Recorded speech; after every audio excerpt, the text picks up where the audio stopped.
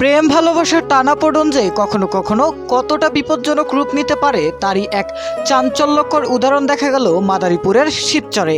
প্রেমিকার সঙ্গে মনোমালিন্যের জেরে এক যুবক প্রায় 450 ফুট উঁচু বিদ্যুৎ টাওয়ারের উপরে উঠে অনশন শুরু করেন। এরপর দীর্ঘ 6 ঘন্টার নাটকীয় চেষ্টার পর ফায়ার সার্ভিস ও পুলিশ তাকে নিরাপদে উদ্ধার করতে সক্ষম হয়।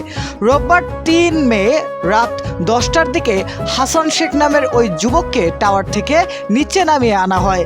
স্থানীয় সূত্রে জানা যায়, শিবচর পৌরসভার ডিসি রোড এলাকার বাসিন্দা হাসান শেখ ওই দিন বিকাল 3টার দিকে চর কাকরাইল এলাকার দফদ্দারকান্দি নদীর পাড়ে অবস্থিত একটি বিদ্যুৎ টাওয়ারের উপরে উঠে পড়েন। পরে তিনি সেখানে অনশন শুরু করেন এবং এক পর্যায়ে ফেসবুক লাইভে এসে আত্মহত্যারও হুমকি দেন।